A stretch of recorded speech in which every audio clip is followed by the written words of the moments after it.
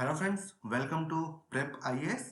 आज इस वीडियो में हम Indian railway traffic service IRTS के बारे में डिस्कशन करेंगे, जिसका allotment UPSC civil service exam के थ्रू होता है।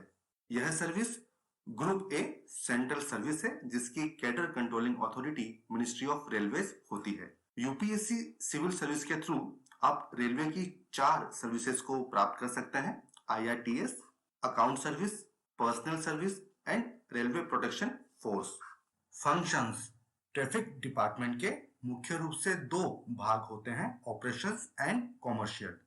ऑपरेशन विंग में एक ऑफिसर का function freight and passenger trains की एफिशिएंसी, पंक्चुअलिटी एंड सेफ्टी को इंश्योर करना होता है, ताकि smooth and fast transportation achieve हो सके। वहीं दूसरी ओर कमर्शियल विंग में एक officer passenger and freight business के sales, pricing, service and marketing aspect से डील करता है। कमर्शियल विंग रेलवे की अर्निंग विंग होती है, जिसका ऑब्जेक्टिव रेलवे के लिए ज्यादा से ज्यादा बिजनेस लाना होता है। एक पैसेंजर को रेल में सफर करते समय एंड स्टेशन पर बेसिक एमिनिटीज प्रोवाइड करवाना भी कमर्शियल विंग का ही फंक्शन होता है। इसके अलावा पैसेंजर टिकटिंग की आईटी रिक्वायरमेंट भी आईआरटीएस ऑफिसर ही मैनेज करता है। It's a challenging role. Indian railway को लाइफलाइन ऑफ द नेशन भी कहा जाता है। डेली बेसिस पर 12 से 13,000 पैसेंजर ट्रेन एंड 8 से 9,000 गुड्स ट्रेन का मूवमेंट होता है। इसलिए इनकी daily monitoring, scheduling and analysis जरूरी हो जाता है।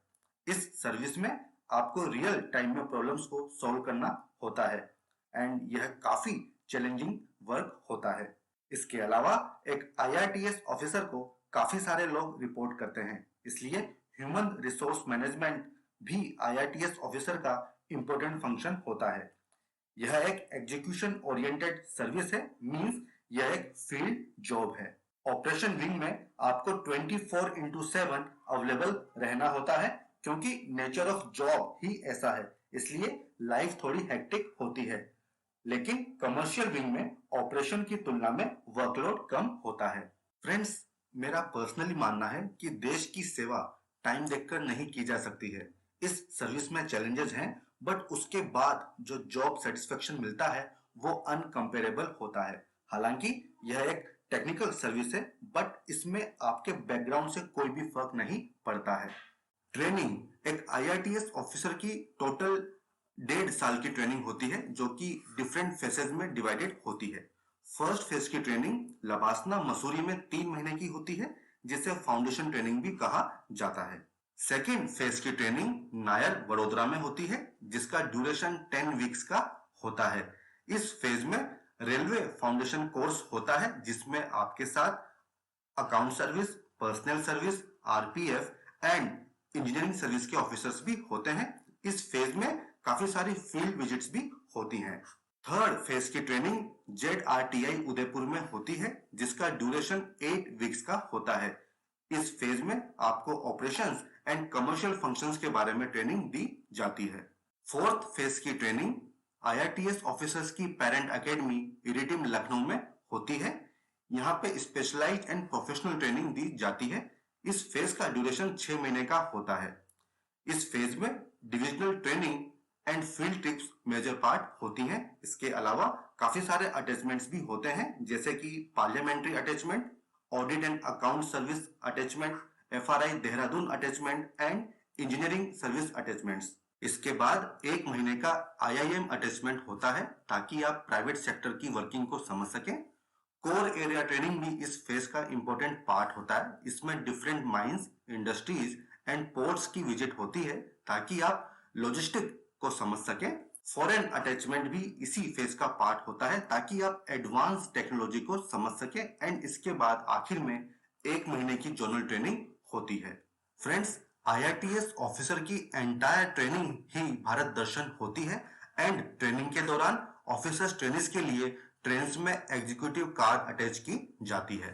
पर्क्स: एक आईआरटीएस ऑफिसर को ऑफिशियल बंगलो मिलता है, कार मिलती है एंड बाकी की बुनियादी सुविधाएं उपलब्ध करवाई जाती हैं। इसके अलावा रेलवे पासेज मिलते हैं एंड स्पोर्ट्स की फैसिलिटीज अवेलेबल करवाई जाती हैं। फ्रेंड्स, रेलवे को हम railway board, zones and divisions में डिवाइड कर सकते हैं।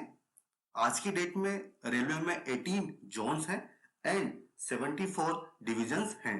एक IRTS ऑफिसर की पोस्टिंग इन तीनों में से कहीं पर भी हो सकती है। करियर प्रोग्रेशन एंड पे स्केल। ट्रेनिंग के बाद एक IRTS officer mostly assistant commercial manager या फिर असिस्टेंट ऑपरेशन मैनेजर के रूप में डिविजनल लेवल पे पोस्टिंग प्राप्त करता है। यह एक जूनियर टाइम स्केल ग्रेड है जिसका पे स्केल 15,600 से 39,100 होता है एंड ग्रेड पे 5400 होती है। प्रमोशंस के बाद सीनियर एडमिनिस्ट्रेटिव ग्रेड या फिर हायर एडमिनिस्ट्रेटिव ग्रेड में जोन लेवल पे पोस्टिंग होती है एंड जोनल लेवल पे सबसे बड़ी पोस्टिंग होती है चीफ कमर्शियल मैनेजर या फिर चीफ ऑपरेशंस मैनेजर। वहीं हायर एडमिनिस्ट्रेटिव ग्रेड प्लस में रेलवे बोर्ड में डेजिग्नेशन होती है मेंबर ट्रैफिक, जो कि एक सेक्रेटरी लेवल ऑफिसर की पोस्ट होती है। Future prospects.